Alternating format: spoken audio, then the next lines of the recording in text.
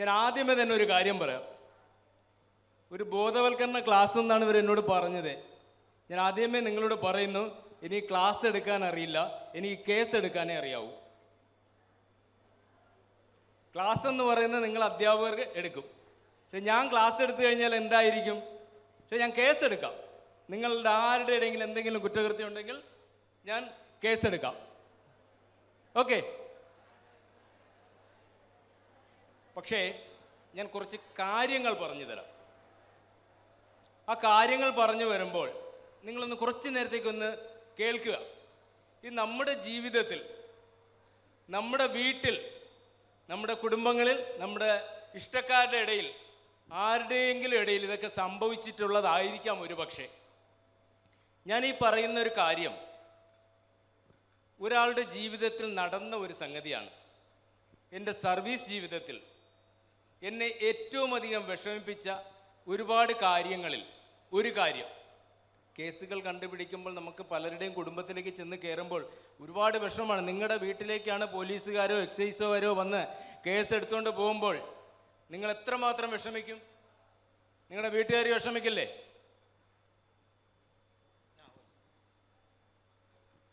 നിങ്ങളെ വീട്ടുകാരും വിഷമിക്കില്ലേ? വിഷമിക്കും.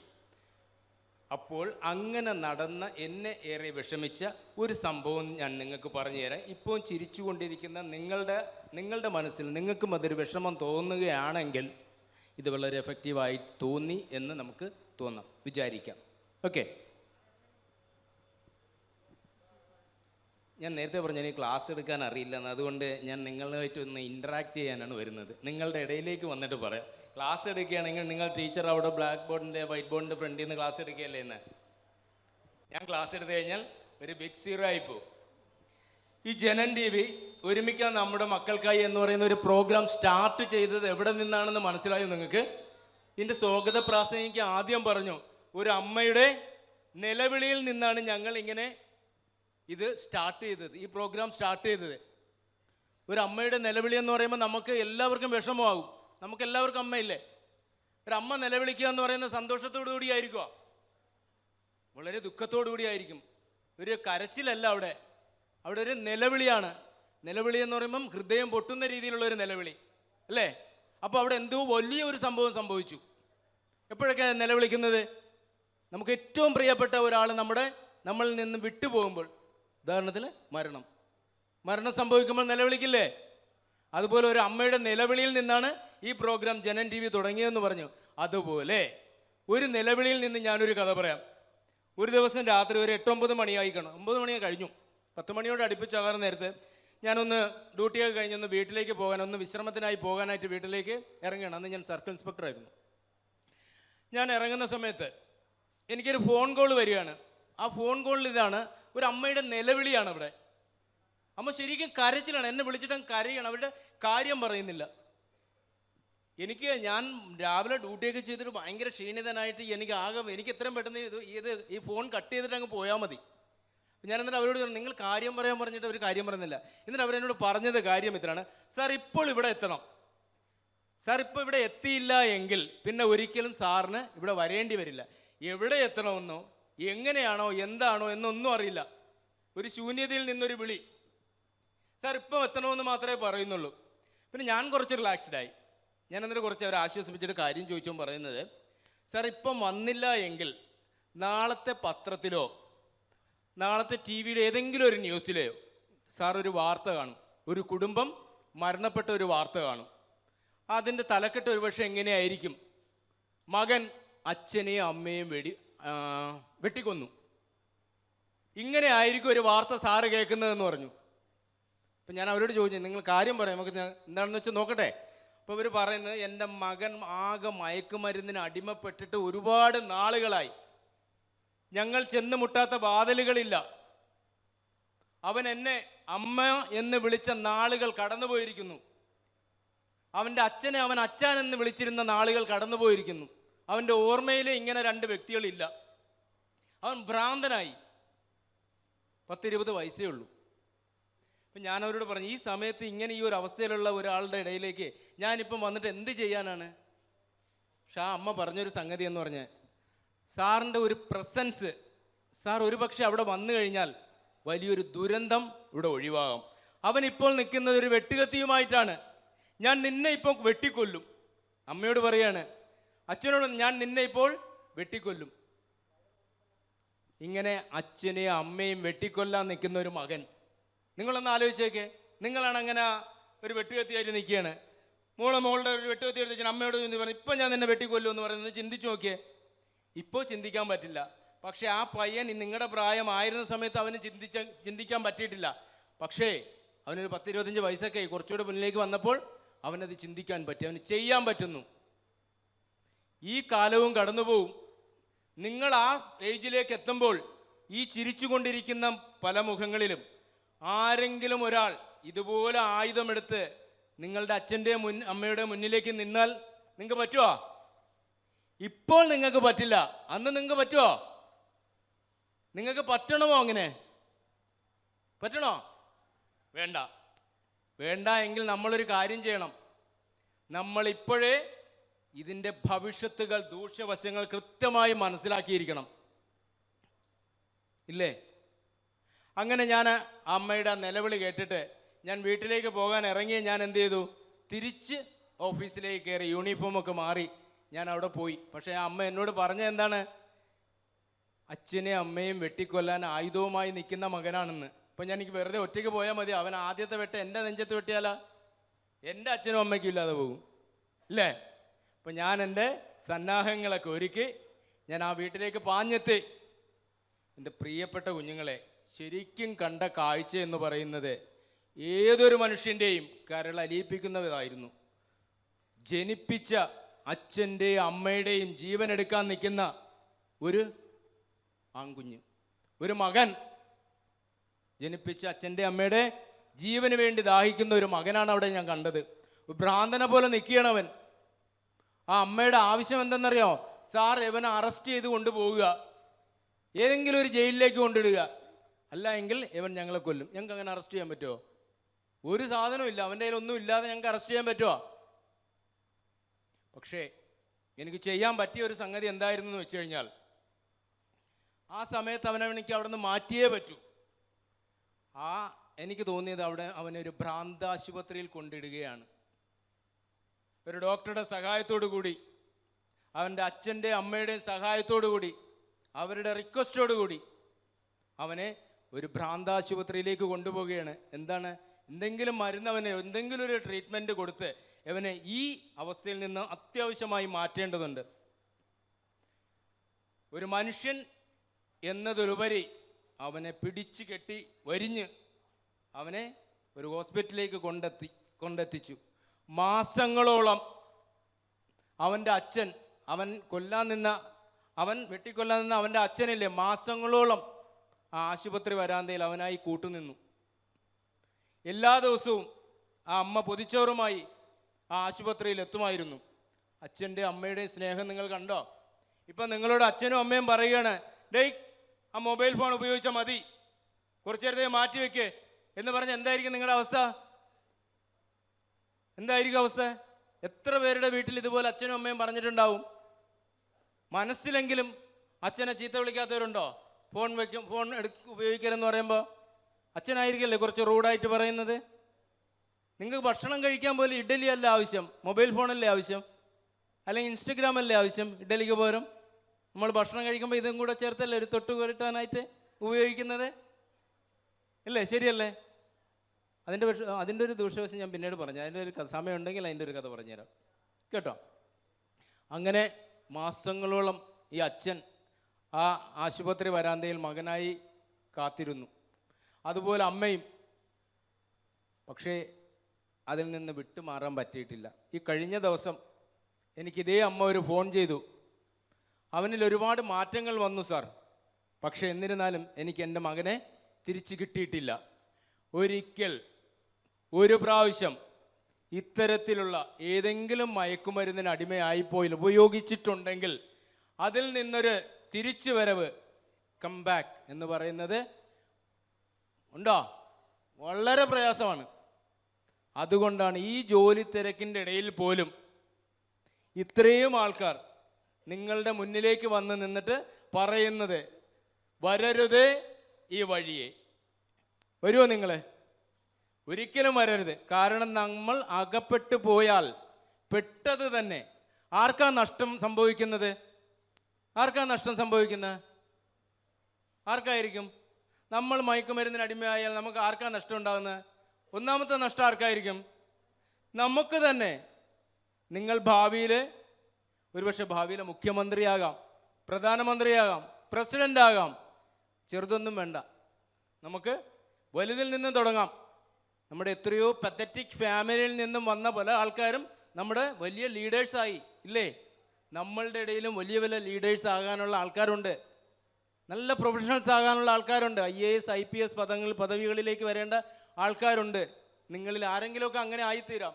ഒരു പക്ഷേ നാളത്തെ കൊല്ലത്തെ ഡെപ്യൂട്ടി എക്സൈസ് കമ്മീഷണർ നിങ്ങളായിരിക്കാം അല്ലേ? ഞാൻ കുറച്ച് കഴിയുമ്പോൾ ഞാൻ മാറിപ്പോവും.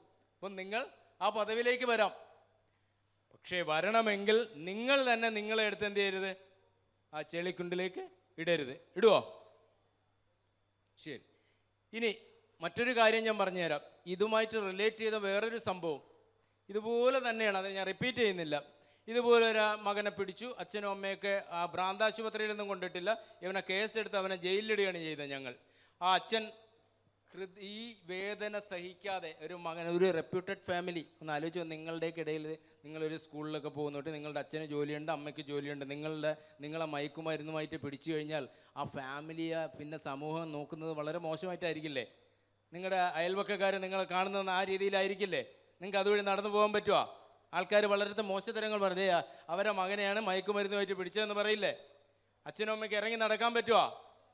അങ്ങനെ ഒരു അച്ഛൻ ഇങ്ങനെ ഇറങ്ങി നടക്കാൻ പറ്റാത്ത അവസ്ഥയിലായിപ്പോയി. അദ്ദേഹത്തിൻ്റെ മകനെ മയക്കുമരുന്നുമായി പിടിച്ചു, ജയിലിലിട്ടു, പത്രത്തിൽ വന്നു, TV വന്നു, ആകെ വാർത്തകളായി. ആ വേദന സഹിക്കാതെ അച്ഛൻ എന്ത് ചെയ്തു? അച്ഛൻ ഹൃദയം പൊട്ടി മരിച്ചു. അച്ഛൻ അറ്റാക്ക് വന്നു, അച്ഛൻ മരിച്ചുപോയി. അച്ഛൻ അത്രയ്ക്കും പ്രിയപ്പെട്ടതായിരുന്നു ആ മകൻ. ഏതൊരച്ഛനും ഏതൊരു അമ്മയ്ക്കും സ്വന്തം ജീവനേക്കാളും പ്രധാനം അവരുടെ മക്കളുടെ ജീവനായിരിക്കും. മക്കളെയാണ് ഏറ്റവും കൂടുതൽ ഇഷ്ടം. ഫസ്റ്റ് പ്രയോറിറ്റി എപ്പോഴും മക്കൾക്കായിരിക്കും അല്ലേ? അതല്ലേ നമ്മൾ രാമായണത്തിൽ കണ്ടിട്ടില്ലേ? ലോകത്തിലെ ഏറ്റവും വലിയ ദുഃഖമേതാ? ലോകത്തിലെ ഏറ്റവും വലിയ ദുഃഖമേതാ? കുട്ടികളല്ലേ നിങ്ങൾ പറയുന്നുണ്ട്, നമ്മൾ പാഠങ്ങളിൽ പഠിക്കുന്നുണ്ട്. അച്ഛനെയും ശ്രാവണൻ എന്ന് പറയുന്ന ഒരാൾക്ക് തൻ്റെ അച്ഛന് ശ്രാവണൻ എന്ന് പറയുന്ന മകൻ നഷ്ടപ്പെടുന്ന 2 കണ്ണ് കണ്ടുകൂടാത്ത വൃദ്ധരുണ്ടായിരുന്നു. അവർ ദശരഥ മഹാരാജാവ് ശ്രാവണനെ മാനെന്ന് പറഞ്ഞ് അമ്പെയ്ത്, കഥകൾ ആർക്കെങ്കിലും അറിയാം? മലയാളം ടീച്ചറോട് ഇന്ന് ചോദിക്കണം കേട്ടോ. ടീച്ചർക്ക് അറിഞ്ഞു, ടീച്ചർക്ക് മറ്റേ ഗൂഗിൾ സെർച്ച് ചെയ്തെങ്കിലും കണ്ടുപിടിക്കട്ടെ. അങ്ങനെ മകൻ നഷ്ടപ്പെടുന്നുണ്ട്, ആ അച്ഛൻ ശപിക്കുന്നുണ്ട്. ആ അച്ഛൻ്റെ ശാപമാണ് ദശരഥ മഹാരാജാവിനെ ഏൽക്കുന്നതും അവസാനം നമ്മുടെ രാമൻ കാട്ടിലേക്ക് പോകുന്നതൊക്കെ. ആ മലയാളം ടീച്ചറോട് ബാക്കി ചോദിച്ചാൽ മതി കേട്ടോ. ടീച്ചർ പെട്ടു. ടീച്ചറോട് എന്ന് ഇരിക്കുന്നുണ്ട്, ഞാൻ പെട്ടു ജാങ്കോ. അങ്ങനെ ഇങ്ങനെ ഇവനെ പിടിച്ച് ജയിലിലേക്ക് കൊണ്ടിട്ടു. ജയിലിലേക്ക് കൊണ്ടിട്ടപ്പോൾ ആകെ വിഷമമായി. അച്ഛന് സഹിക്കാൻ പറ്റുന്നതിലപ്പുറം അച്ഛൻ ഹൃദയം പൊട്ടി മരിക്കുകയാണ്. ഹാർട്ട് അറ്റാക്ക് വന്ന് അച്ഛൻ മരിച്ചു. പിന്നെ ആ വീട്ടിൻ്റെ അത്താണി അമ്മയായി. 2 പിള്ളേരാണ് ഉള്ളത്. മകൻ ഇങ്ങനെ ആയിപ്പോയി. അമ്മ എന്ത് ചെയ്തു? അമ്മയും വീടിൻ്റെ അത്താണിയായി വീട് നോക്കാനായിട്ട് എന്തെങ്കിലും ജോലികൾ ചെയ്തു തുടങ്ങാനായിട്ട് ഇറങ്ങി തുടങ്ങി. പക്ഷേ അമ്മയ്ക്ക് എന്തറിയാം? വെറും വീട്ടു ജോലി ചെയ്തിരുന്ന അമ്മയല്ലേ. അമ്മയ്ക്ക് എന്ത് ജോലി കിട്ടാൻ? ഒരു ദിവസം അമ്മ അവരുടെ ജീവിതം ഒരു ഫാനിൽ അവസാനിപ്പിച്ചു. എന്ത് ചെയ്യാൻ പറ്റും? അവരുടെ ജീവിതം ഒരു ഫാനിൽ അവസാനിപ്പിച്ചു. ആ ഫാനിൽ പിറ്റേ ദിവസം രാവിലെ ചേതനയേറ്റ ആ ശരീരം കിടന്ന് തൂങ്ങുന്നത് ആദ്യം കണ്ടത് ആരെന്നറിയാവോ? ആ അമ്മയുടെ അമ്മയായിരുന്നു. അമ്മമ്മ. ഒന്ന് ആലോചിച്ച് നോക്കി. എൻ്റെ പ്രിയപ്പെട്ട കുട്ടികളെ, ഞാൻ നിങ്ങളോട് ഒരു കാര്യം ചോദിക്കട്ടെ. നിങ്ങൾ 2 സെക്കൻഡ് നിങ്ങളുടെ കണ്ണുകൾ അടയ്ക്കുക. നിങ്ങൾ മയക്കുമരുന്നിന് പൂർണ്ണമായി അടിമപ്പെട്ടു പോയി. നിങ്ങൾ കാരണം നിങ്ങളുടെ അച്ഛൻ ഹൃദയം പൊട്ടി മരിച്ചു. നിങ്ങൾ കാരണം നിങ്ങളുടെ അമ്മ ആ ഫാനിൽ ആ ജീവിതം അവസാനിപ്പിച്ച് നിൽക്കുകയാണ്. ആ ഒരു സീന് നിങ്ങൾക്ക് ചിന്തിക്കാൻ പറ്റുന്നുണ്ടോ? Please close your eyes and think so. ആർക്കെങ്കിലും പറ്റുന്നുണ്ടോ? നമുക്ക് ചിന്തിക്കാൻ പറ്റുന്നുണ്ടോ? പലർക്കും കണ്ണുകൾ അടയ്ക്കാൻ പോലും പറ്റുന്നില്ല. കാരണം നമുക്ക് നമ്മളുടെ അച്ഛനും അമ്മയും അത്രയും പ്രിയപ്പെട്ടതാണ്. അപ്പം നമ്മൾ കാരണം ഒരിക്കലും നമ്മളുടെ അച്ഛനും അമ്മയും നഷ്ടപ്പെട്ടു പോരും. നമ്മൾ പത്രത്തിലും ടി വിയിലൊക്കെ ഇപ്പം കാണുന്നില്ലേ, മകൻ എന്ത് ചെയ്യുന്നു, അച്ഛനെ വെട്ടിക്കൊല്ലുന്നു, അമ്മയെ കൊല്ലുന്നു, ആ ഒരു വാർത്തകൾ ഇപ്പം കാണുന്നുണ്ട്. പക്ഷെ നമ്മൾ ഒരിക്കലും ജീവിതത്തിൽ അങ്ങനെ ആകരുത്. നമ്മുടെ മാതാപിതാക്കൾ നമ്മളുടെ ജനനത്തിന് കാരണക്കാരായതുകൊണ്ട് നമ്മൾ ഒരിക്കലും അവരുടെ മരണത്തിന് കാരണക്കാരാകരുത്. ആകുമോ? ഐ റിപ്പീറ്റ്, നമ്മളുടെ മാതാപിതാക്കൾ നമ്മളുടെ ജനനത്തിന് കാരണക്കാരായതിനാൽ ഒരു കാരണവശാലും നമ്മൾ അവരുടെ മരണത്തിന് കാരണക്കാരാകരുത്.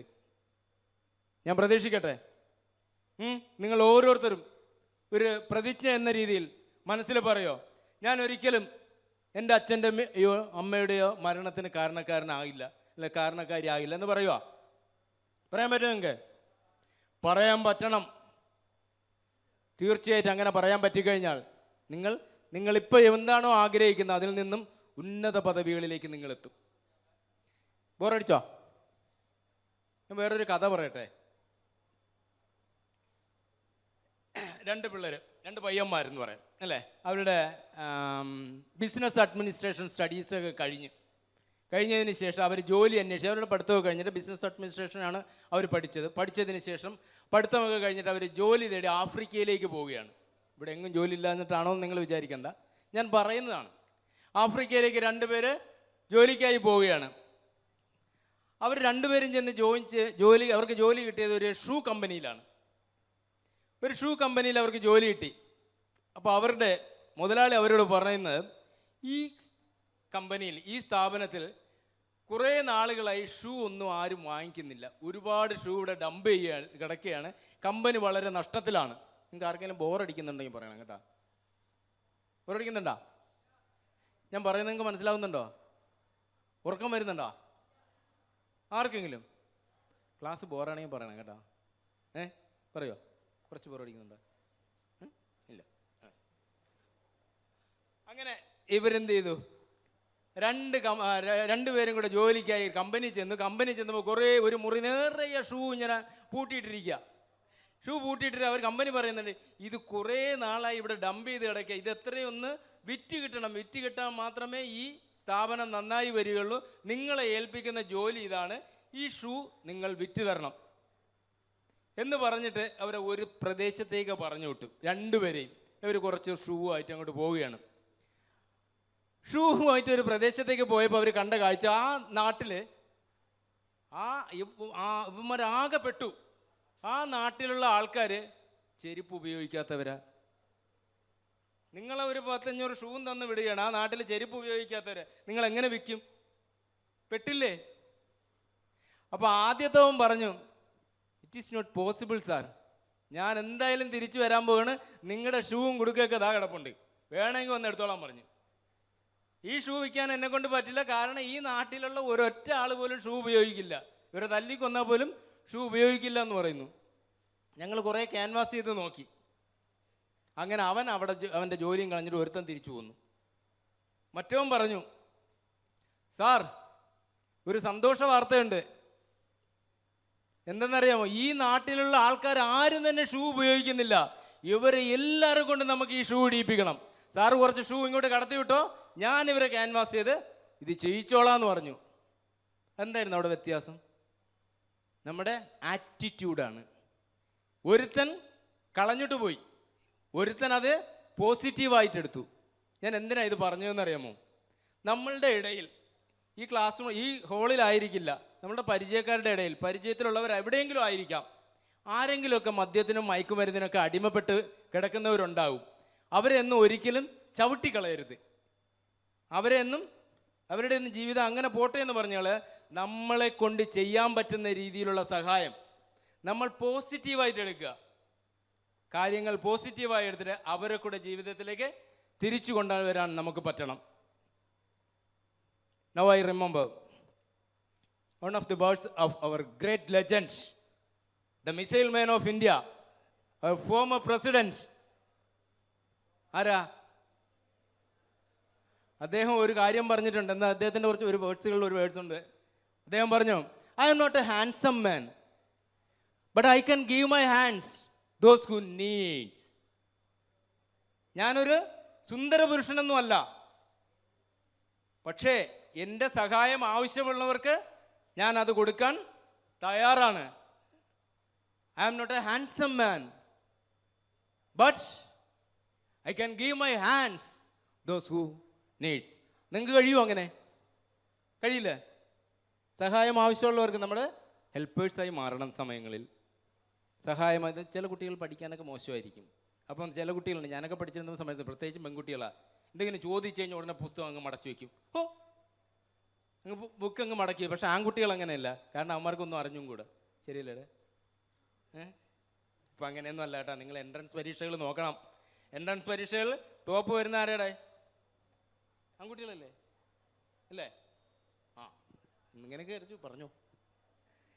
ബോറടിച്ചോ? മറ്റൊരു കഥ കൂടെ പറയട്ടെ. ബോറടിച്ചിട്ടില്ലെങ്കിൽ ഒരു കഥ കൂടെ പറയാം. ഒരു കാട്ടിലൊരു മത്സരം നടക്കുകയാണ്. കാട്ടിലാണ് മത്സരം നടക്കുന്നത്. ഈ മത്സരാർത്ഥികളെന്ന് പറയുന്നത് ആരാ? പക്ഷികളാണ്. ഇതിലെ മത്സരാർത്ഥികൾ പക്ഷികളാണ്. അപ്പോൾ പക്ഷി രാജാവ് ഒരു വിളംബരം നടത്തുകയാണ്. ഇത്രാം തീയതി ഇത്ര മണിക്ക് കാട്ടിലെ ഇന്ന മൈതാനത്ത് വെച്ച് ഒരു മത്സരം നടക്കുന്നു. കാട്ടിലെയും നാട്ടിലെയും പക്ഷികളൊക്കെ പങ്കെടുക്കുക. മത്സരം ഇതാണ്: ഏറ്റവും ഉയരത്തിലെത്തുന്ന പക്ഷിയെ കണ്ടെത്തുക. ഏറ്റവും ഉയരത്തിലെത്തണം. ഏറ്റവും ഉയരത്തിലെത്തുന്ന പക്ഷിയെ കണ്ടെത്തി കഴിഞ്ഞാൽ അതിന് സമ്മാനം കിട്ടും. അങ്ങനെ ആ ദിവസം എത്തുകയാണ്. ദിവസം എത്തി, കാട്ടിലെയും നാട്ടിലെയും പക്ഷികളൊക്കെ എത്തി. ഇവൻ താറാവും എത്തി ഏറ്റവും ഉയരത്തിലേക്ക് പറക്കാൻ. അവന് ചെറുതായിട്ട് കാണുന്നു വേണ്ട, താറാവും പറന്നു. അവൻ്റെ മാക്സിമം എഫർട്ട് എടുത്ത് അതും പറന്നു. കോഴിയെത്തി, മയിലെത്തി, അങ്ങനെ പലതരത്തിലുള്ള പക്ഷികളെത്തി. ആ സ്റ്റാർട്ടിംഗ് പോയിന്റിൽ എല്ലാ പക്ഷികളും അണിനിരന്നു. അതിൻ്റെ വിസിലിൻ്റെ ടൈമായി. വിസിലടിച്ചു. എല്ലാ പക്ഷികളും പറക്കാൻ തുടങ്ങി. ഈ കോഴിയൊക്കെ പറന്ന് പൊങ്ങി അതേ വേഗത്തിൽ തന്നെ നേരെ നിലം പതിക്കുകയും ചെയ്തു. തിരിച്ചു വന്നു. അതുപോലെ തന്നെ എല്ലാ പക്ഷികളും അതിൻ്റെ മാക്സിമം എഫർട്ട് എടുത്തിട്ട് മുകളിലോട്ട് പറന്നുയർന്നു. പറന്ന് കുറേ അങ്ങ് എത്തിയപ്പോൾ അവസാനം ഒരാൾ മാത്രമായി. ആരായിരിക്കും? അവൻ കാക്കയെന്നാണോ പറഞ്ഞേ? കാക്കയെന്നാണോ?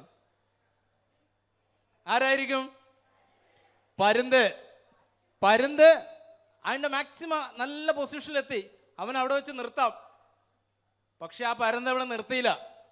വീണ്ടും അവൻ ഉയരത്തിലേക്ക് പൊങ്ങിക്കൊണ്ടിരുന്നു. കാരണം എന്താ? എൻ്റെ റെക്കോർഡ് തകർക്കാൻ മറ്റൊരാൾക്കും പറ്റരുത്. ഞാൻ ഇവിടെ വെച്ച് നിർത്തിക്കഴിഞ്ഞാൽ വേറൊരാൾ വന്ന് പിന്നീട് ഒരു മത്സരം നടത്തുമ്പോൾ എൻ്റെ റെക്കോർഡ് തകർത്താലോ. അതുകൊണ്ടാണ് പരുന്ത് ചെയ്ത് എൻ്റെ റെക്കോർഡ് തകർക്കാൻ വേറെ ആരും വരണ്ട എന്ന രീതിയിൽ ഞാൻ വീണ്ടും ഉയരത്തിലേക്ക് പറക്കും. അപ്പോൾ ലാസ്റ്റ് എത്താൻ നേരത്തെ, ആ ഫിനിഷിംഗ് പോയിന്റ് എത്താറായ സമയത്ത്, ഏറ്റവും ടോപ്പിലെത്തിയ സമയത്ത് എന്ത് സംഭവിച്ചെന്നറിയാമോ?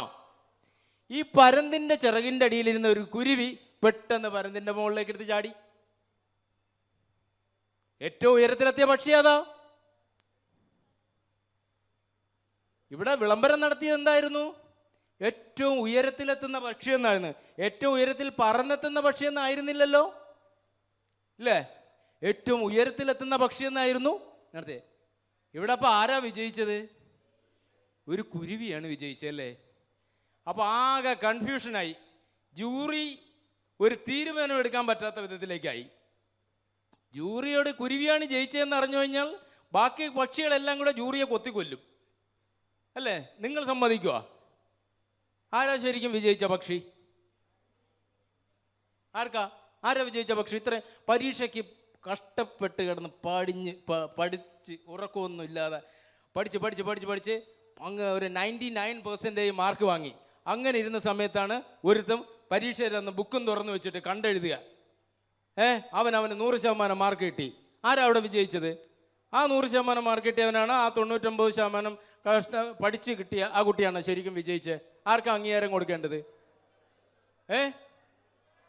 99. പിന്നെ എന്തിനാ നിങ്ങൾ കുരുവിയാണ് ജയിച്ചതെന്ന് പറഞ്ഞത്? ആരാ വിജയിച്ചത്? ഇനി പറ. അതെങ്ങനെ ശരിയാവും?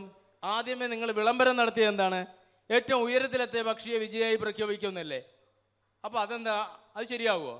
പറയുന്ന വാക്കിന് വില വേണ്ടേ? ഇപ്പം നിങ്ങൾ പറയുന്നത് ഈ സാർ എവിടെയെങ്കിലും ഒന്ന് ഉറച്ചു നിൽക്കാനായിരിക്കും അല്ലേ? ആകെ കൺഫ്യൂഷൻ ആയല്ലോ. അപ്പോൾ ജൂറി ഒരു തീരുമാനമെടുത്തു. ജൂറി പറഞ്ഞു, ശരി, ഏറ്റവും ഉയരത്തിലെത്തിയ പക്ഷി കുരുവി തന്നെ. എന്നാൽ ഇവിടെ വിജയിച്ച പക്ഷി പരുന്താണ്. കുരുവിക്ക് ഒരിക്കലും ഉന്നതങ്ങളിലേക്ക് എത്താൻ പറ്റില്ല അല്ലേ? അത് പരുന്തിനറിയാം. പരുന്തിൻ്റെ ചിറകിൻ്റെ ഇടയിൽ ഒരു കുരുവി കയറി ഇരുന്ന് കഴിഞ്ഞാൽ പരുന്തിന് അറിയില്ലേ? തീർച്ചയായിട്ടും പരുന്തിനറിയാം തൻ്റെ ചിറകിൻ്റെ ഇടയിൽ ഒരു കുരുവി ഇരിപ്പുണ്ടെന്ന്. അതിനെ തട്ടിക്കളഞ്ഞില്ലല്ലോ പരുന്ത്. ഇല്ല, പരുന്ത് അറിഞ്ഞുകൊണ്ടല്ലേ അവൻ കൊണ്ടുപോയത്. പരുന്തിൻ്റെ മനസ്സിൽ എന്തായിരുന്നു? ഈ ഒരിക്കലും വിജയത്തിലേക്ക് എത്താൻ പറ്റില്ല എന്നുറപ്പുള്ള ഈ കുരുവിയെ വിജയപഥത്തിലേക്ക് എത്തിക്കണമെന്നതാണ് അല്ലേ? സമൂഹത്തിൽ ഈ മദ്യത്തിനും മയക്കുമരുന്നിനും അടിമയായിപ്പെട്ട് കുറേ കുട്ടികൾ, കുറേ ആൾക്കാർ നഷ്ടപ്പെട്ടു പോവുകയാണ് നമുക്ക്. ഈ നഷ്ടപ്പെട്ടു പോകുന്ന വേളയിൽ ഇവരെ വിജയപഥത്തിലേക്ക് എത്തിക്കാൻ ജനൻ TV ഒരുമിക്കാൻ നമ്മുടെ മക്കൾക്കായി എന്ന രീതിയിൽ പരുന്തായി വന്നതിന് ഞാൻ എത്രയും പെട്ടെന്ന്, എത്രയും നല്ല ഹൃദയത്തിൻ്റെ ഭാഷയിൽ ആ ജനൻ TVക്ക് ഒരു ഹൃദയം നിറഞ്ഞ അഭിനന്ദനം അറിയിക്കുന്നുണ്ട്. നിങ്ങളും ഇങ്ങനെ തന്നെ ആകണം. ആരെയും തള്ളിക്കളയരുത്. എല്ലാവർക്കും ഒരേ കഴിവുണ്ടാകണമെന്നൊന്നുമില്ല. പക്ഷെ നമ്മളിലുള്ള കഴിവുകൾ അവരിലൂടെ ഷെയർ ചെയ്യാൻ നമുക്ക് പറ്റണം. പറ്റുമോ?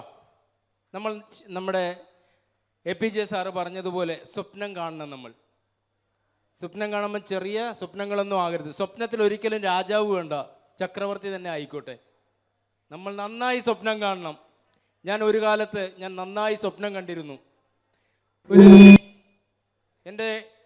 എനിക്ക് ഏറ്റവും നല്ലൊരു പദവിയിലെത്താൻ പറ്റണം എന്ന് എൻ്റെ സ്കൂൾ ജീവിതത്തിൽ ഞാൻ ആഗ്രഹിച്ചു. ഞാൻ ഇപ്പോഴും ഓർക്കുന്നുണ്ട്. 8Bയിൽ ആ സെക്കൻഡ് റോയിൽ ആ സെക്കൻഡ് ബെഞ്ചിൽ ഇരിക്കുന്ന സമയത്ത് ഞാൻ ആഗ്രഹിച്ചിരുന്നു എനിക്കൊരു നല്ലൊരു പൊസിഷനിലെത്തണമെന്ന്. അന്ന് എനിക്കറിയില്ല എക്സൈസ് ഇൻസ്പെക്ടർ എന്തെന്നോ, സർക്കിൾ ഇൻസ്പെക്ടർ എന്തെന്നോ, deputy commissioner, assistant excise commissioner എന്തെന്നോ എനിക്കറിയില്ല. പക്ഷേ ഇന്ന് എനിക്ക് ഈ പദവിയിൽ എത്താൻ പറ്റും. ഇന്ന് ഞാൻ ഈ ജില്ലയുടെ തലവനായിട്ടിരിക്കുന്നു എക്സൈസ്. എനിക്കങ്ങനെ പറ്റിയെങ്കിൽ തീർച്ചയായും നിങ്ങൾക്കും പറ്റും. വെറുതെ സ്വപ്നം കണ്ടുകൊണ്ടിരുന്നാൽ പറ്റില്ല. എന്ത് ചെയ്യണം? അതിനുവേണ്ടി പരിശ്രമിക്കുകയും വേണം.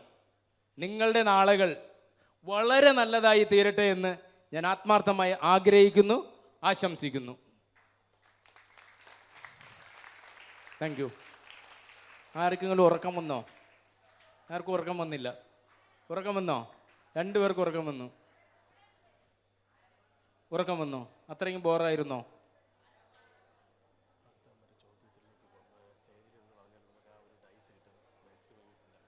അത്രയ്ക്കും ബോറായിരുന്നോ? ഉറങ്ങിയവർ എന്തുകൊണ്ട് ഉറങ്ങിപ്പോയി? കള്ളം പറഞ്ഞതാണോ?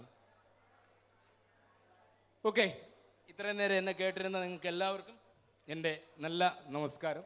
നിങ്ങൾക്ക് എന്തെങ്കിലും എന്നോട് ചോദിക്കാനുണ്ടെങ്കിൽ ചോദിക്കാം. എനിക്ക് അറിയാവുന്നതാണെങ്കിൽ ഞാൻ പറഞ്ഞു തരാം. ഞാൻ നേരത്തെ പറഞ്ഞു ഞാനൊരു അധ്യാപകനല്ല എന്ന്. Okay, thank you. യെസ്, കൂട്ടുകാർക്ക് ഇനി മനസ്സിൽ കരുതി വെച്ച ചോദ്യങ്ങൾ സാറിനോട് ചോദിക്കാം. ആരാദ്യം? പേര് പറയണേ മോനെ, പേര് പറയണേ. സഫന്യ. ഓ, സഫന്യ. യെസ്,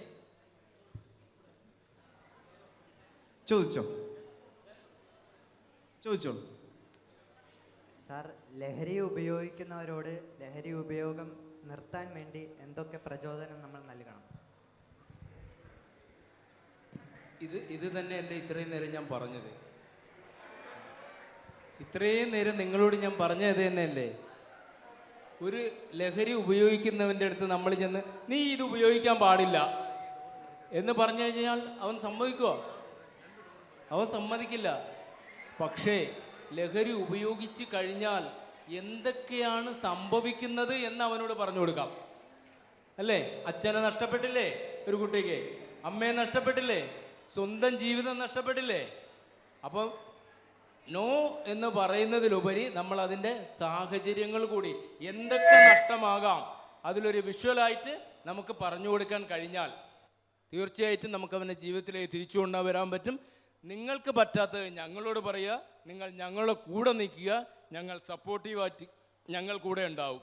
ഓപ്പറേഷൻ തണ്ടർ എന്ന രീതിയിൽ എക്സൈസ് ഡിപ്പാർട്ട്മെൻറ്റ് ലഹരിക്കെതിരായിട്ടൊരു പരിപാടി നടത്തിക്കൊണ്ടിരിക്കുന്നു. പോലീസ് തൂഫാൻ മുന്നേറിക്കൊണ്ടിരിക്കുന്നത് പോലെ തന്നെ എക്സൈസ് തണ്ടർ എന്ന രീതിയിലും കൊണ്ടുവന്നിരിക്കുകയാണ്. അപ്പം നിങ്ങൾക്ക് എന്തെങ്കിലും പരാതിയോ എന്തെങ്കിലും അറിവുകളോ ഉണ്ടെങ്കിൽ ഞങ്ങളെ അറിയിക്കുക. നമുക്ക് ഈ ലഹരിക്ക് അടിമയായിപ്പെട്ട ആൾക്കാരെ നമുക്ക് അതിൽ നിന്ന് മാറ്റുന്നതിന് വേണ്ടി പല രീതിയിലും ശ്രമിക്കാം. എക്സൈസിന് തന്നെ കുറച്ച് ഡ്രഗ് അഡിക്ഷൻ സെൻറ്ററുകൾ നമുക്ക് അവരെ ചില ഇതിൽ നിന്ന് ലഹരിയിൽ നിന്നും വിമുക്തമാക്കുന്നതിന് വേണ്ടി ഡി അഡിക്ഷൻ സെൻറ്ററുകളുണ്ട്.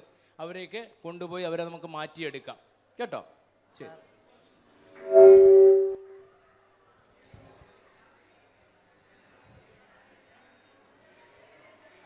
യുവാക്കളുടെ ഇടയിൽ ലഹരി ഉപയോഗം കൂടുന്നതിൽ സിനിമകളെ സ്വാധീനം ചെലുത്തുന്നുണ്ടോ? സിനിമകൾക്ക് നല്ലൊരു സ്വാധീനമുണ്ട്, ഇല്ലെന്ന് പറയാൻ പറ്റില്ല.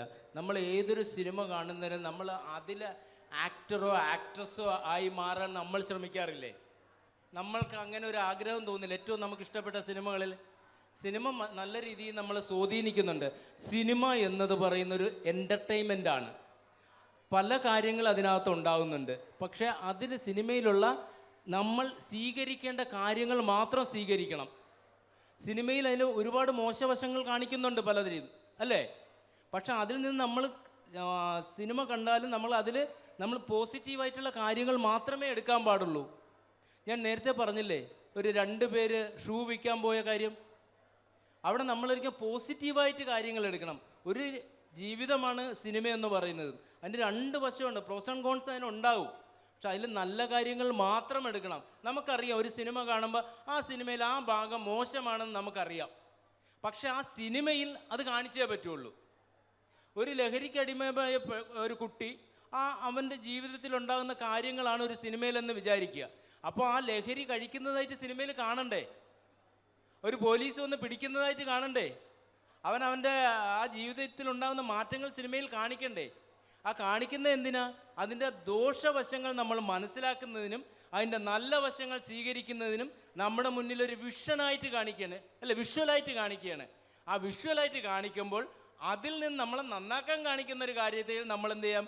നല്ല ഭാഗം മാറ്റി വെച്ചിട്ട് മോശം വശം ഇങ്ങനെ എടുത്തുകൊണ്ട് വരരുത്. അതിലെ മോശം വശം അവിടെ ഇട്ടിട്ട് നല്ല വശം മാത്രം സ്വീകരിക്കണം. കേട്ടോ? ഗുഡ്. ഇപ്പം സിനിമയ്ക്ക് മുമ്പ് ലഹരിക്കെതിരായിട്ട് കുറെ പരസ്യങ്ങളുണ്ടല്ലോ. അപ്പം അതുകൊണ്ട് വല്ല മാറ്റം സംഭവിക്കുന്നുണ്ടോ?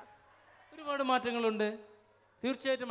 നമുക്കറിയാം, നമ്മുടെ നാട്ടിൽ കുറച്ച് കാലങ്ങൾക്ക് മുമ്പ്, ഒരുപക്ഷെ നിങ്ങൾക്കറിയില്ലായിരിക്കും, ഈ തീവണ്ടിയിലും ബസ്സിലുമൊക്കെ യാത്ര ചെയ്യുന്ന സമയത്ത്, പ്രത്യേകിച്ച് തീവണ്ടിയിൽ യാത്ര ചെയ്യുന്ന സമയത്ത് ഭയങ്കര സിഗരറ്റ് വലിക്കുന്നൊരു ശീലം ആൾക്കാർക്കുണ്ടായിരുന്നു.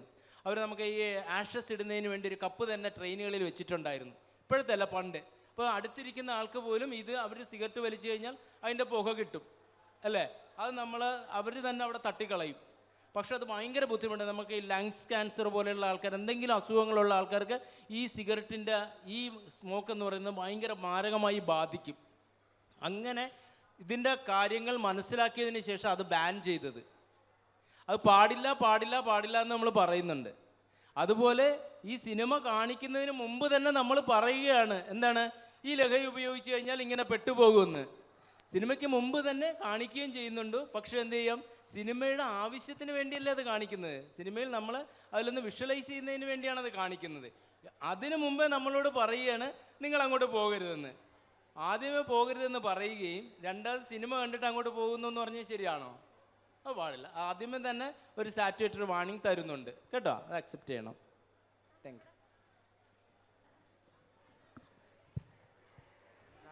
സ്കൂളിൽ 2 കുട്ടികളെ ഉള്ള സാർ, ലഹരി എന്നതിൽ കള്ള്, സിഗരറ്റ് അങ്ങനത്തെ കാര്യങ്ങളൊക്കെ ഉൾപ്പെടുന്നുണ്ടല്ലോ. കേരളത്തിൽ കള്ള് ഷാപ്പുകൾ പല സ്ഥലങ്ങളിലുണ്ട്. എന്നാൽ അതൊന്നും അടപ്പിക്കാത്തത് എന്തുകൊണ്ടാണ്? കള്ള് ഷാപ്പിൽ അടപ്പിക്കാത്ത? നീ എൻ്റെ പണി കളയോടെ. ശരി, ഞാൻ പറയാം.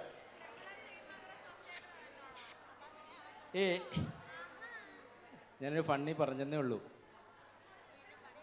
ലഹരി എന്ന് പറയുന്നത് എല്ലാം ലഹരിയല്ല.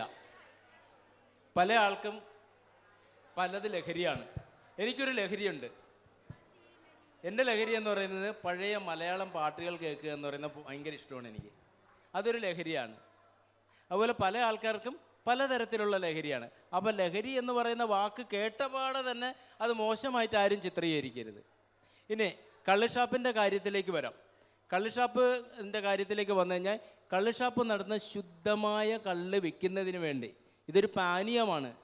കള്ള് എന്ന് പറയുന്നത് നമ്മുടെ തെങ്ങിൽ നിന്നും ചെത്തി വരുന്ന ഒരു ശുദ്ധമായ ഒരു പാനീയമാണ്. അത് ഫെർമെൻറ്റ് ചെയ്ത് അത് ഇത്ര സമയത്തിനുള്ളിൽ കഴിച്ചില്ലെങ്കിലാണ് അത് മോശമായി മാറുന്നത്. മനസ്സിലായി? ഞാൻ കള്ള് കഴിക്കാൻ പ്രോത്സാഹിപ്പിക്കുന്നില്ല. ഒരു കാരണവശാലും നിങ്ങൾ കഴിക്കരുതെന്നേ ഞാൻ പറയുള്ളൂ. അതിനകത്ത് എന്തായിരുന്നാലും ആൽക്കഹോളിക് കണ്ടൻ്റ് ഉണ്ട്. അതുകൊണ്ട് ഒരു കാരണവശാലും കഴിക്കരുത്. ഇത് നമ്മുടെ ഒരു കൺട്രി ലിക്കറാണ്. കൺട്രി ലിക്കർ ആയതുകൊണ്ട് ഇത് നമുക്ക് ഇപ്പോൾ ഈ സാഹചര്യങ്ങൾ ഒഴിവാക്കാൻ പറ്റുന്നതല്ല. ഇത് ഒരുപാട് പേരുടെ ജോലിയെയും അവരുടെ ചില ആൾക്കാർ ഇതുകൊണ്ടായിരിക്കും ജീവിക്കുന്നത്. പനയെ കയറുന്ന ആൾക്കാർ ഒരുപാടില്ലേ? തെങ്ങിൽ കയറി ഇത് ചെത്തുന്ന ആൾക്കാർ അവരുടെ ഉപജീവന മാർഗങ്ങളാണ്. പക്ഷേ എന്ന് പറഞ്ഞിട്ട് ഇത് ഞാനത് പ്രോത്സാഹിപ്പിക്കുന്നില്ല. ഇത് കഴിക്കരുതെന്ന് തന്നെ ഞാൻ പറയും. പക്ഷേ നമുക്ക് ഒറ്റയടിക്ക് ഇത് നിർത്താൻ പറ്റില്ല. പക്ഷേ കാലഘട്ടങ്ങൾ മാറി വരുമ്പോൾ ഒരുപക്ഷെ പല രീതിയിൽ ഇതൊക്കെ മാറിയേക്കാം കേട്ടോ. ഇപ്പോഴത്തെ സാഹചര്യത്തിൽ അങ്ങനെയല്ല. പക്ഷേ നമ്മൾ ഉദ്ദേശിക്കുന്ന രീതിയിലുള്ള ലഹരിയായി അതിനെ കാണുകയും വേണ്ട. ഓക്കെ, ഇതൊരു കൺട്രി ലിക്കറാണ്. ഒരു കാര്യം പറഞ്ഞോട്ടെ, എന്തായാലും എക്സലൻറ്റ് ക്വസ്റ്റ്യൻസ് ആണ് സാർ വരുന്നത്. Thank you so much Saint Aloysius. ഒരു മിനിറ്റ് ഒന്ന് പുറകിലുള്ള കൂട്ടുകാർ കൂടി ഒന്ന് ദയവായി ഒന്ന് കുറച്ച് സമയം ഒന്ന് മിണ്ടാതിരിക്കാമോ പ്ലീസ്? നിങ്ങളെ കൂടെയുള്ള ആളുകൾ ചോദിക്കുന്ന ചോദ്യങ്ങൾ ദയവായി ശ്രദ്ധിക്കുക. സാറിൻ്റെ മറുപടി കൂടി ഒന്ന് ദയവായി ശ്രദ്ധിക്കാൻ ഒന്ന് കൊച്ചു കൂട്ടുകാർ ശ്രദ്ധിക്കുക. മോനെ പേര് പറയണേ, പേര് പറ. എൻ്റെ പേര് എബിൻ. ഈ ലഹരി ഉപയോഗിക്കുന്നവരെ ശിക്ഷിക്കുകയാണോ ചെയ്യേണ്ടത് അതോ ചികിത്സിക്കുകയാണോ ചെയ്യേണ്ടത്? അടുപ്പിച്ചൊന്ന് പറയാമോ മൈക്ക്? എൻ്റെ പേര് എബിൻ.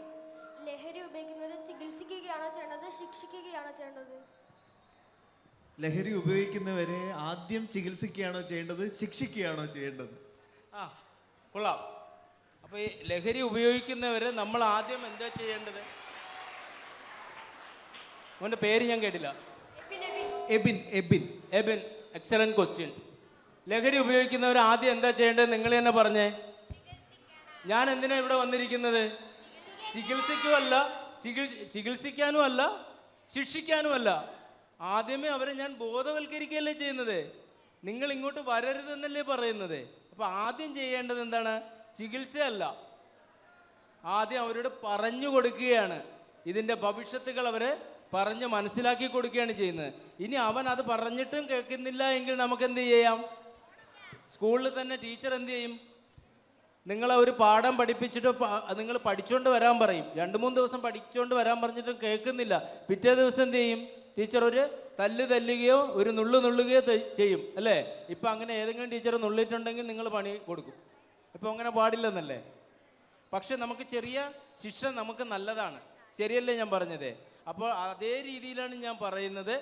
നമ്മൾ ആദ്യമേ തന്നെ അവനെ ചികിത്സിക്കുകയോ അല്ല, അവനെ ശിക്ഷിക്കുകയല്ല ചെയ്യുന്നത്. അവനോട് പറയുകയാണ്, ഇതിൻ്റെ ദൂഷ്യവശങ്ങൾ ആദ്യമേ അവനോട് പറഞ്ഞ് മനസ്സിലാക്കി കൊടുക്കുകയാണ് ചെയ്യുന്നത്. അതിൻ്റെ ഭാഗമായിട്ടാണ് ഞാനും ജനൻ ടി വിക്കാരും നിങ്ങളുടെ മുന്നിൽ ഇപ്പോൾ വന്നിരിക്കുന്നത്. Okay, excellent. അടുത്ത ആള് മോനെ പേര് പറയൂ ആദ്യം. Milan Carol Biju. Sir Milan sir Milan Carol Biju. Milan sir Milan okay. Sir ഇപ്പോൾ ഒരു വീട്ടിൽ സാർ ഇപ്പോൾ ഒരു വീട്ടിൽ ഒരു പയ്യൻ്റെ ഇപ്പോൾ ഒരു കൂട്ടുകാരൻ്റെ വീട്ടിൽ വേറൊരു കൂട്ടുകാരൻ ചെയ്യുന്നത്. അപ്പോൾ ആ കൂട്ടുകാരൻ്റെ ചേട്ടനില്ല, പപ്പ ചേട്ടൻ്റെ അടുത്ത് പറഞ്ഞ് കടയിൽ പോയി മോനെ 2 പാക്കറ്റ് സിഗരറ്റിൻ്റെ അത് മേടിക്കാൻ ആവശ്യപ്പെട്ടു. അപ്പോൾ ചേട്ടൻ അത് ചേട്ടൻ്റെ അനിയനും ആ അനിയൻ്റെ കൂട്ടുകാരനൊപ്പം തന്നെ ഒരുമിച്ച് പോയി കടയിൽ പോയി ഇപ്പം നമുക്ക് സിഗരറ്റ് മേടിക്കുകയാണെങ്കിലേ ആ കടയിൽ ഇപ്പോൾ ഉള്ള ആൻറ്റിയാണോ ഒരു അങ്കിൾ, ആ പ്രായം ചെയ്ത ആൻറ്റിയാണോ അങ്കിളാണെങ്കിൽ അപ്പം തന്നെ അവർ പെട്ടെന്ന് ഇങ്ങനെ എതിർത്തോടെ, എന്തിനാ നിങ്ങൾ ഈ പ്രായത്തിൽ ഇവിടെ സിഗരറ്റ് ചോദിക്കാൻ വരുന്നത്? അച്ഛനെ വേണമെങ്കിൽ ഇവിടെ വന്ന് മേടിച്ചോടെ എന്നൊക്കെ അപ്പം ചോദിക്കാൻ. നമ്മുടെ കോട്ട്പ ആക്ട് പ്രകാരം ഒരു കാരണവശാലും കുഞ്ഞുങ്ങൾക്ക് ഈ സാധനങ്ങൾ കൊടുക്കാൻ പാടില്ല. ഒരു കാരണവശാലും കള്ള് ഷാപ്പിൽ പോയി കുഞ്ഞുങ്ങൾക്ക് കള്ള് ഷാപ്പിൽ നിന്ന് മദ്യം കൊടുക്കാൻ പാടില്ല. മദ്യശാലകളിൽ നിന്നും കുട്ടികൾക്ക് മദ്യം കൊടുക്കാൻ പാടില്ല. അപ്പം നിങ്ങളെ ഇങ്ങനെ വിട്ട് വാങ്ങിക്കുന്നത് ശരിയല്ല. അപ്പോൾ ഇവിടെ ശരിക്കും തിരുത്തൽ വരുത്തേണ്ടത് കുട്ടികളല്ല, പാരൻസാണ്. ഇങ്ങനെ രക്ഷകർത്താവ് തന്നെ തൻ്റെ മകനെ അല്ലെങ്കിൽ മകളെ തെറ്റിലേക്ക് പറഞ്ഞു വിടരുത്. എനിക്ക് രക്ഷകർത്താക്കളോടുള്ള എൻ്റെ റിക്വസ്റ്റാണ്, നിങ്ങൾ തന്നെ നിങ്ങളുടെ മക്കളെ തെറ്റിലേക്ക് പറഞ്ഞു വിടരുത്. ഇവിടെ ഈ അച്ഛനെയാണ് ഇവിടെ ചേഞ്ച് ചെയ്യേണ്ടത്. ഒരിക്കലും തൻ്റെ പ്രിയപ്പെട്ട മകനെ എന്ത് ചെയ്യാം, ഈ തെറ്റിലേക്ക് പറഞ്ഞു വിടരുത് കേട്ടോ. അച്ഛനോട് ഏതെങ്കിലും അച്ഛൻ അങ്ങനെ പറയുന്നുണ്ടെങ്കിൽ നിങ്ങൾ തിരുത്തണം. അച്ഛാ ഇത് പാടില്ല, അച്ഛനാണ് ഇവിടെ തിരുത്തേണ്ടത് എന്ന് പറയണം. Okay, good. ഇനി അങ്ങനെ ഒരു റീസൺ ഉണ്ടെങ്കിൽ പറഞ്ഞാൽ മതി, ഷിബു സാർ ഞങ്ങളുടെ സുഹൃത്താണ് എന്ന് ധൈര്യത്തോടു കൂടി പറയാം. Okay, sure. യെസ്, മോളെ പേര് പറയും. എൻ്റെ പേര് ആൻഫ്രിയ.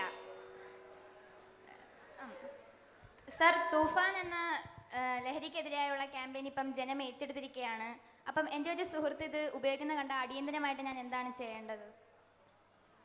ഓപ്പറേഷൻ തൂഫാൻ എന്ന് പറയുന്ന ക്യാമ്പയിൻ എന്ന് പറയുന്ന പോലീസ് ഡിപ്പാർട്ട്മെൻറ്റ് നടത്തുന്നതാണ്. എക്സൈസ് ഡിപ്പാർട്ട്മെൻറ്റ് ഇതേ രീതിയിൽ ഓപ്പറേഷൻ തണ്ടർ എന്നൊരു പരിപാടി ചെയ്യുന്നുണ്ട്, ഒരു ക്യാമ്പയിൻ ചെയ്യുന്നുണ്ട്. അപ്പം തൂഫാനിന് നിങ്ങൾക്ക് തൂഫാനിലേക്ക് കൊടുക്കേണ്ട ഇൻഫർമേഷൻസിന് തൂഫാൻ തന്നെ അവരുടെ phone number, toll free number, free ആയിട്ടുള്ള ഓഫീസർമാരുടെ നമ്പർ പബ്ലിഷ് ചെയ്തിട്ടുണ്ട്. ആ നമ്പറിലേക്ക് വിളിക്കുക. അതുപോലെ തന്നെ എന്തുണ്ടെങ്കിലും ഈ ലഹരിയുമായി ബന്ധപ്പെട്ട് ഉള്ള എന്തുണ്ടെങ്കിലും എന്നെ നേരിട്ട് നിങ്ങൾക്ക് വിളിച്ച് പറയാം. എൻ്റെ വാട്സപ്പ് നമ്പറിൽ നിങ്ങൾക്ക് വിളിച്ച് മെസ്സേജ് ഇടാം. അതുപോലെ തന്നെ എക്സൈസിൻ്റെ കൺട്രോൾ റൂമുകളിലേക്കും നിങ്ങൾക്ക് വിളിച്ച് പറയാം കേട്ടോ. ഞാൻ അതിൻ്റെ നമ്പർ ഇവിടെ കൊടുത്തേക്കാം. Okay, yes. അടുത്ത ആൾ ബാക്കിൽ. ഒരു മിനിറ്റ്, പുറകിൽ കുട്ടികളെ മാരത്തോൺ ഫുട്ബോൾ ചർച്ച ചെയ്യാൻ തോന്നുന്നല്ലോ. ഒരു മിനിറ്റ് ഒന്ന് ശ്രദ്ധിക്കണേ. യെസ്, അടുത്ത ആള്. മോളെ പേര് പറയൂ. പേര്? സാലിഹ. ഞങ്ങളുടെ കെമിസ്ട്രി ബുക്കിൽ എഥനോൾ പ്രിപ്പറേഷൻ എന്ന് പറഞ്ഞ ഒരു കാര്യം പഠിക്കാനുണ്ട്. അപ്പം അത് ഈ ക്വസ്റ്റ്യൻ സാറ് തന്നെയാന്നേ. ആ എഥനോൾ പ്രിപ്പറേഷനെ പറ്റി പഠിക്കുവാന്നേ, ഈ ആൽക്കഹോളിനെ പറ്റി അതിനെ പറ്റി ആണല്ലോ. അപ്പം അത് പഠിക്കുന്നത് നല്ലതാണോ? ഈ കുട്ടികളെ ഇത് പഠിപ്പിക്കുന്നത് നല്ലതാണോ? നമ്മളെ ഈ ഡ്രഗ് എഥനോളും ഉണ്ട്, മെഥനോളും ഉണ്ട്. മെഥനോള് എന്ന് പറയുന്നത് വളരെ മോശമാണ് അല്ലേ? അറിയാമോ നിങ്ങൾക്ക്? അത് നിങ്ങളുടെ കെമിസ്ട്രി സാറിനോട് തന്നെ ചോദിച്ചാൽ മതി. ഓക്കെ, മെഥനോളിൻ്റെ ദൂഷ്യവശം എന്തെന്ന് സാറിനോട് തന്നെ ചോദിക്കണം. കണ്ണ് കണ്ടുകൂടാതെ ആയിപ്പോവും. എഥനോളാണ് നമ്മുടെ ക്വസ്റ്റ്യൻ. എഥനോളിനെ നമ്മളൊരു കാര്യം മനസ്സിലാക്കണം.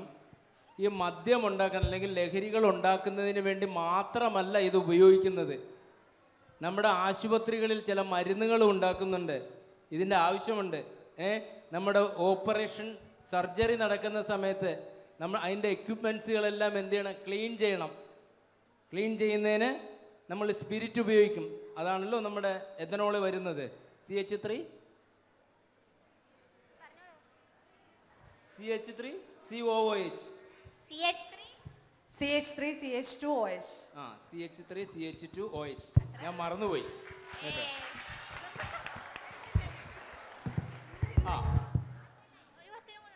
കഴിഞ്ഞില്ല, ഞാൻ ഇതിൻ്റെ മറുപടി പോയിട്ടെ. എഥനോൾ എന്ന് പറയുന്നതിന് നമ്മൾ ഈ മയക്കുമരുന്നുണ്ടാക്കുന്നതിനോ നമ്മൾ ഈ മദ്യം ഉണ്ടാക്കുന്നതിന് ഇതിനു വേണ്ടി മാത്രം ഉപയോഗിക്കുന്ന ഒരു സാധനമായിട്ട് നമ്മൾ ഒരിക്കലും വിചാരിക്കരുത്.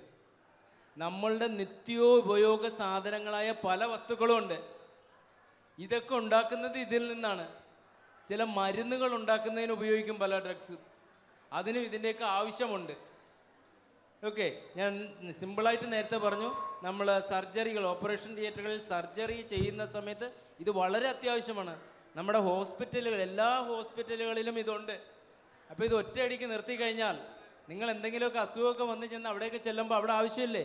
ഹോസ്പിറ്റലിൽ മാത്രമല്ല, നമ്മൾ ഉപയോഗിക്കുന്ന നിത്യോപയോഗിക്കുന്ന പല കാര്യങ്ങളിലും ഈ എഥനോളുണ്ട്. അതുകൊണ്ട് നമുക്കത് പെട്ടെന്ന് അവോയ്ഡ് ചെയ്യാൻ പറ്റുന്നതല്ല.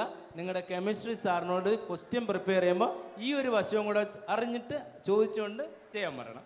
ഓക്കെ, ഈ ഗവൺമെന്റ് മൈക്ക് ഈ ഗവൺമെന്റ് തന്നെയല്ലേ ബിവറേജുകൾ വരെ ഈ കള്ളൊക്കെ വിൽക്കുന്നത്, അവർക്കത് നിർത്തിക്കൂടെ? അപ്പൊ ഈ കള്ളുടിയന്മാരുടെ എണ്ണമൊക്കെ നിൽക്കുമല്ലോ. ഇതേ ഞാൻ കെമിസ്ട്രി സാർ എന്നെ പ്രിപ്പയർ ചെയ്ത് തന്നെയാണ് കേട്ടോ. ഇത് ഞാൻ നേരത്തെ പറഞ്ഞ ഒരു സംഗതി, ഇതിനൊരു മറുപടി ഞാൻ നേരത്തെ പറഞ്ഞു. എൻ്റെ പണി കളയണോ? എൻ്റെ പണി കളയണോ? വേണ്ട. വേണ്ട. ഇതിന്റെ ആൻസർ എന്ന് പറയുന്നത് സർക്കാരിൻ്റെ ഒരു പോളിസിയാണിത്.